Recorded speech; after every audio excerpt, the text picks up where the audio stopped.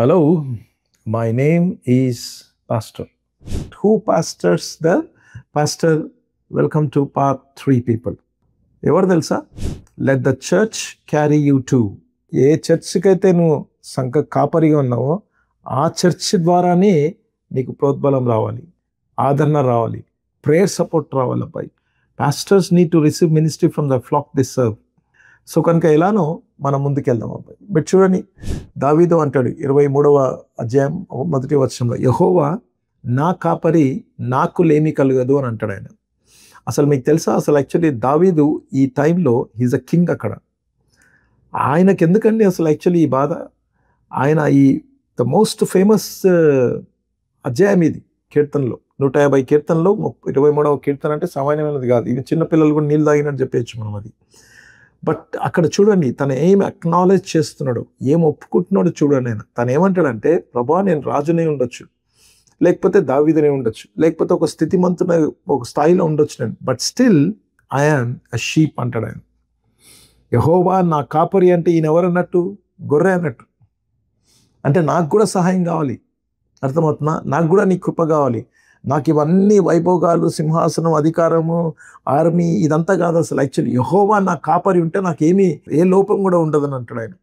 So అది ఆ humbleness అబ్బాయి, ఆ దీనత్వం, ఆ తగ్గింపు, ఒక గొర్రెలాగా కూడా మనం ఉండాలి. మనం ఆ pastor is a shepherd but is also a sheep.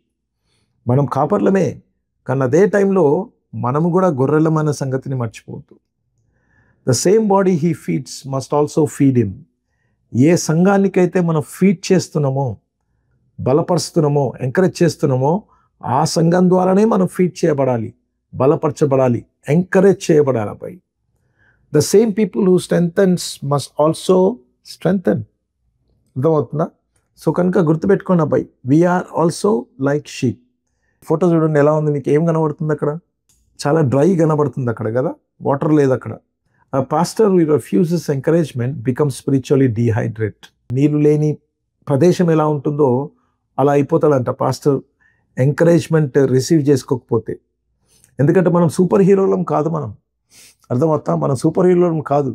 డాక్టర్స్కి దగ్గు రాకుండా వచ్చే అబ్బాయి బికాస్ ఈజ్ అ డాక్టర్, కానీ పాస్టర్కి దగ్గు వస్తుంది ఎందుకంటే ఆయన పాస్టర్ కాబట్టి. ఆ దగ్గులో ఉన్న పెయినే ఇతరులకు ఆదరణకరంగా ఉంటుంది. సో కనుక గుర్తుపెట్టుకొని, యూ కెనాట్ రిఫ్యూజ్ ఎంకరేజ్మెంట్ అబ్బాయి. స్పిరిచువల్గా డ్రై అయిపోతాం మనం. ఆ pastor who allows himself to be carried become spiritual renewed. ఒకవేళ నిజంగా సంఘముకు అనుమతిస్తే, తన కాపర్ని వాళ్ళు చూసుకోవాలనే ఆ విషయంలో మనం అనుమతిస్తే, అప్పుడు మనం చక్కగా రిఫ్రెష్ అవుతుంటాం మనం అనుదినం. ఓ పని చేద్దాం అబ్బాయి, బైబిల్లోకి వెళ్దాం మనం. ఓకే, బైబిల్లో ఎక్కడుంది అసలు యాక్చువల్లీ ఈ విధంగా ఉండాలి అని చెప్పి? అక్కడ మనం గమనించినట్టయితే మోషే చూస్తున్నాం మనం, అహరోన్ తర్వాత హూరు చూస్తున్నాం మనం. వాళ్ళిద్దరూ అక్కడ చేతులు పట్టుకొని మోషేను బలపరుస్తున్నట్టుగా మనం చూస్తున్నాం అక్కడ. మీరు చూడండి, మోషే చేతులు బరువెక్కగా వారు ఒక రాయి తీసుకొని వచ్చి అతడు దాని మీద కూర్చున్నట్టుకై దాన్ని వేసిరి. అహరోను హూరులు ఒకడు ఈ ప్రక్కను ఒకడు ఆ పక్కను అతని చేతులను ఆదుకొనగా అతని చేతులు సూర్యుడు అస్తమించు వరకు నిలకడగా ఉండేను అని అంట. Wow, almost whole day. ఎలా ఉన్నదండి అప్పటిదాకా నిలకడగా ఉండగల కారణం ఏం తెలుసా? దేవుడు ఎవరినైతే వాడుకున్నాడో, మోషేను వాడుకున్నాడో, అహరోన్లను హూరులను దీవించడానికి అబ్బాయి, వారే ఇప్పుడు దీవెనకరంగా ఉంటున్నారు అక్కడ. వాళ్ళిద్దరు చేతులు పట్టుకొని నిలబడ్డారంట. చూస్తున్నారా ఎలా ఉంది పరిచర్య అసలు యాక్చువల్లీ ఇది? సో కనుక గుర్తుపెట్టుకొని, even great leaders collapse without support అబ్బాయి. మోషే సామాన్యుడు కాదు, లక్షలాది ప్రజల్ని తీసుకొచ్చిండు ఆయన బయటికి. అటువంటి వ్యక్తికి కూడా పడిపోయే అవకాశం ఉంటుంది అబ్బాయి సపోర్ట్ లేకపోతే. So we all need our church support అన్నట్టు. ఆల్రైట్, చూడండి, 1 కొరింథీయులకు రాసిన పత్రిక 16-18 అపోస్తలుడైన పౌలు చెప్తాడు అక్కడ, మీరు లేని కొరతను వీరు నాకు తీర్చి నా ఆత్మకును మీ ఆత్మకును సుఖము కలుగజేసేది గనక అట్టి వారిని సన్మానించుడి అని ఉంటుంది. దాని సంగతి చూద్దాం తర్వాత మనం. సన్మానించుడు, refresh my spirit just as you have అని అంటాడు ఆయన. నువ్వు ఎలా దీవించబడ్డావు, నీ ఆత్మలకు ఏ విధంగా ఆదరణ కలిగిందో మాకులో కలిగించండి అంటాడు ఆయన. 1 తిమోతి 5:17 ఉంటుంది చూడండి, బాగుగా పాలన చేయు పెద్దలను విశేషంగా వాక్యమందును ఉపదేశమందును ప్రయాసపడు వారిని రెట్టింపు సన్మానమునకు పాత్రులుగా చేయించవలను అన్న మాటలు అబ్బాయి. సన్మానమునకు అంటే ఏంటి? మీరు చూడండి, honour is not ego food, it is soul food అబ్బాయి ఫర్ స్పిరిచువల్ వార్ఫేర్. సన్మానించడం అంటే షాల్వ కప్పడము, పూలదండలు ఇవ్వడము, ఆ టైటిల్ ఇవ్వడము, ప్రమోషన్ ఇవ్వడము కాదు. అది మాత్రమే కాదు. సన్మానించడం అని అంటే ఆ వ్యక్తితో నిలబడడం, ప్రోత్సహించడం. మీరు వెళ్ళండి సార్, దేవుని చేతులు మీ పైన ఉంది, మేము నీకోసం ప్రార్థన చేస్తాం, మేము వాక్య పరిచయం చేయండి, మీకోసం ప్రార్థన చేస్తాం మేము. అది సోల్ ఫుడ్ అన్నట్టు స్పిరిచువల్ వార్ఫేర్లో. ఇప్పుడు చూడండి, ఈ పట్టణం చూడండి ఒకసారి, నీళ్ళు ఎక్కడికి వెళ్ళట్లేదు, అక్కడ స్టాగ్నెంట్గా ఉందబ్బాయి అక్కడ కదా, ఎక్కడికి వెళ్ళట్లేవు అది. మీకు తెలుసా అసలు actually a pastor who never receives encouragement becomes like a river with no inflow, eventually dry, cracked and empty. A pastor అయితే నిజంగా సరి అయిన రీతిలో సంఘం ద్వారా తనకు సరైన ప్రోత్సాహం లేకపోతే, తనకు ఎప్పటికప్పుడు బలం లేకపోతే, అదిగో అట్లా అయిపోతాం, డ్రైగా, క్రాక్డ్గా, ఎంటీ అయిపోతాం అబ్బాయి.